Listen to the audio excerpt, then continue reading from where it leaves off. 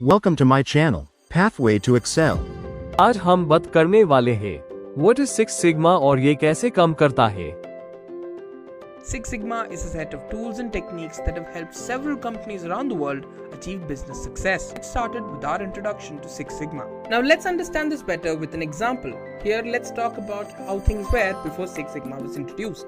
Here Jenny and James are having a conversation with each other. Jenny is James's manager and she's not happy at all. She says James is in a lot of trouble. This is because she found out that the customers weren't happy with the organization's service and the operational costs were way too high. And as manager, James had to make sure that this did not happen. Now let's have a look at the same scenario in present day. Here we have Jenny congratulating James. She's very impressed with his work, but James says it's all thanks to Six Sigma methodology. So Jenny asks, she wants to know more about Six Sigma. So to understand Six Sigma, here's what you need to know. Firstly, we'll have to understand what is Six Sigma, what its advantages are, some of its methodologies, what are the different roles in a Six Sigma team, what is lean, what is a lean process, and what is Lean Six Sigma.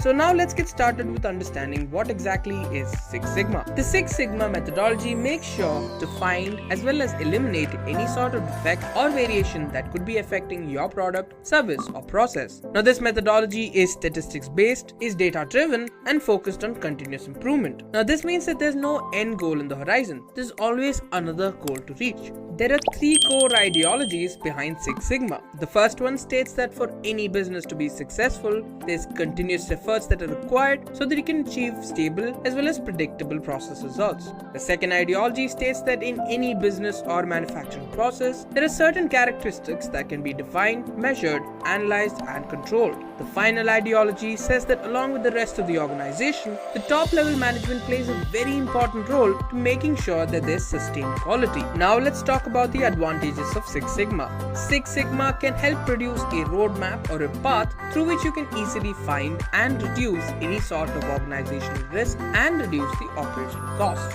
Another advantage is that it helps improve the efficiency of the process and making sure that it works in a timely manner. It decreases defects, improves the overall tracking and monitoring process, and ensures that the products are aligned with the company's policies. It is also reported that it greatly helps improve customer as well as vendor satisfaction. It helps improve the cash flow and ensures that the products are complying with the regulations of the organization. Now let me tell you about the process of Six Sigma. Now Six Sigma projects are of basically two methodologies, the DMAIC and the DMADV. Now let's talk about DMAIC in detail. That's short for define, measure, analyze, improve, and control. This is one of the most commonly used methodologies in the world. This is commonly used by companies when they have to fix or improve an already existing product or process that does not meet the company's standards. Now let's have a look at the process. First phase is the define phase. In this phase, you define the problem that the customers are facing, you find out where you can improve, and you clearly understand what the customers require of you. The second phase is the measure phase. Now in this phase, you actually identify how well the process is doing in its current unaltered state. In the analyze phase, you process the data that you get from the measure phase and determine what exactly is the cause of the delay or variation. In the improve phase, you start by making small changes to the business process and make sure that the problem you identified earlier is being taken care of. And finally, in the control phase, you control the new process so that it doesn't go wrong and use the same knowledge for future processes. Now let's have a look at DMADV. This is short for define, measure, analyze, design, and verify. Now this is also commonly known as DFSS or the design for Six Sigma. Now this is commonly used by companies around the world when they have a new product that needs to be created all the way from scratch. In the first phase, which is the define phase, you define what the goal of the project is and what the customers require of you. In the measure phase, you measure as well as determine what the customer needs and how they respond to your products. In the analyze phase, you perform analyses to determine how you can improve your product or service so they can better serve your customers. In the design phase, you set up process details and make optimizations to the design to make sure your customer is satisfied. And finally, in the verify phase, you check how well the design is working out and how well it meets the customer's needs. Now before we go on, let's talk about how Six Sigma was used in reference to the earlier example, the situation that James was facing. A survey conducted by the organization James was working for indicated that the customers weren't very happy with the organization. So they decided to fix that with the help of Six Sigma. So they decided that the DMAIC methodology would be best suited to solve their problem. So let's have a look at what they did. Firstly, in the define phase, they used a tool called the voice of the customer. This tool represented the needs as well as requirements of the customer. This showed that the customers expected prompt delivery, the correct product selection, and a knowledgeable distribution team from the company. And now onto the measure phase. The company wanted to know why the customers didn't like them, so they performed some data collection. From there, they found out that they took 56% longer than other companies to deliver their product. So they decided to reduce the amount of time it takes between order entry and the delivery of the product. And now in the analyze phase. Here they knew what the issue was, but they wanted to know what exactly made their product's delivery so slow. Why were the customers receiving the product so late? Then they performed some analysis. Their analysis showed the possible causes. It could have been inaccurate sales plans, issues with their safety stock, issues with their vendors' delivery performance, and falling behind on the manufacturing schedule. Further analysis also indicated that most of their sales, almost 80%, came from 30% of their products. The issue was that they didn't have enough safety stock to satisfy the customers who required that 30% of products. And now onto the improve phase. So now that they knew what was causing their problem, they wanted to solve it. They began to have monthly reviews and tried to make sure that their in-demand products stayed in demand. Another thing that they wanted to focus on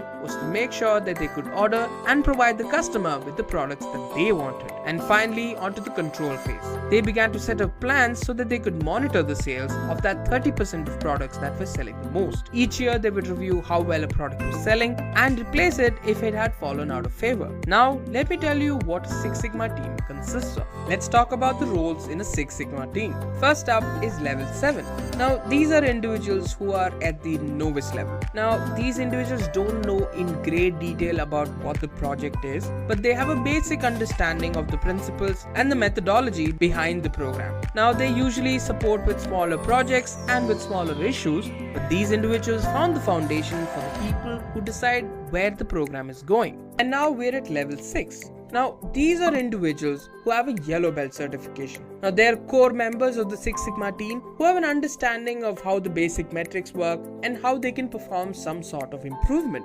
Now, they have their own areas of expertise and they're required to determine certain processes that need to improve. At the same time, they're also in charge of smaller improvement projects. Now, level 5. These are people who have a green belt certification. Now, these individuals are usually part-time professionals who have a number of different duties to fulfill. They focus on smaller Six Sigma projects. They're usually involved with gathering data, performing some sort of experiment, and analyzing information. They also assist with black belt projects. And now we're at level 4. These are individuals who have a black belt certification. They're usually team leaders of a Six Sigma project. They complete 4 to 6 projects a year and are experts in the principles, methodologies, and lean concepts. Thanks to their understanding of statistical experimental design, they can also understand the hidden reasons behind why a particular product failed. And now we're at level 3. These are individuals who have a master black belt certification. Now, these are individuals who are experts when it comes to resources, the practices, and the methodologies that are employed in Six Sigma. Their main emphasis is to coach, train, and certify black belts. They also are involved with other Six Sigma leaders to ensure a company's goals are met. Now, level 2.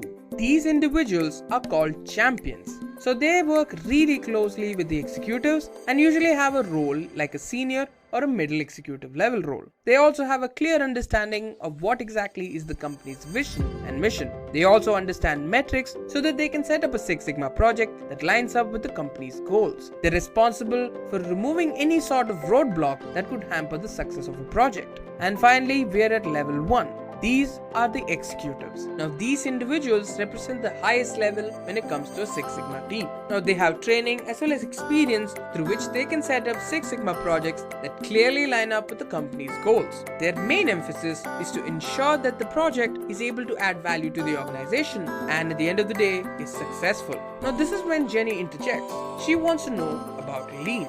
John tells her that lean, just like Six Sigma, is another methodology. So what exactly is lean? Now, lean is a methodology that has a very important ideology. To make sure that there's continuous optimization of the processes and there's an elimination of waste. So what's waste? So waste is basically any part of the process that the customer doesn't want to pay for. It is a process that does not add any value to the customer. Now coming back to lean, here are some of its characteristics. Whenever decisions are being made in a lean team, the main emphasis is to understand how it exactly adds value to the customer. Every member in a lean team has a clear understanding of what exactly are the goals of the organization. It also encourages employees to push for further success even if the organization is in a good place or is already doing well.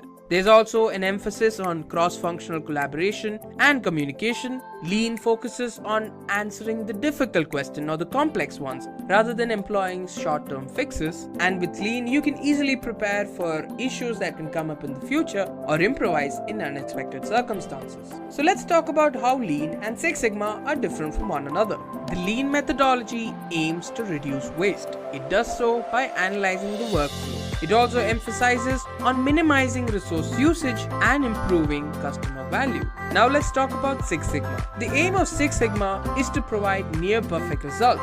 It wants to reduce costs and improve customer satisfaction. Basically, both of them are moving towards the same goal: to reduce the amount of waste and to create efficient processes. Now let's talk about the process of Lean. Now there are 5 different steps. Let's start with the first one: identifying value. You need to identify value by determining what exactly is the problem you're trying to solve for the customer. The second step is to map your value stream. You need to map the workflow of your company. You need to focus on the different actions and the people that are involved with the process. You need to be able to identify which parts of the process are able to add value and the ones that don't. The third step is to create a flow. You need to break up your work into smaller silos and visualize the workflow so that you can easily identify problems that might show up later. The next step is to establish pull. You need to set up a system through which products are created only when there is a demand or a requirement for it. Through this, you can optimize resource capacity. And finally, we're at the 5th step, which is continuous improvement. You need to ensure all your employees at all levels are involved in the continuous improvement of the process. So what exactly is Lean Six Sigma? What if you could combine the best of both worlds? The combination of Six Sigma and Lean methodology led to the creation of Lean Six Sigma. Lean Six Sigma is a methodology that aims to solve problems, removes any form of waste or inefficiency, and improving the working conditions of employees to make sure that they can serve the customers better. Now, this is a combination of the tools, methods, and principles that are employed in Lean and Six Sigma. Let's talk about some of its advantages. It aims to provide customers with a better experience by streamlining the process. With efficient power flows, it aims to drive higher results. It can reduce cost, remove waste, and prevent defects. It can help the organization handle day-to-day problems. The decreased lead times help increase capacity and profitability. And finally, it helps with people development and improving the morale of the organization. And with that, we've reached the end of this video. I hope you guys found this informative and helpful. Thank you for watching and stay tuned for more from Simply Learn.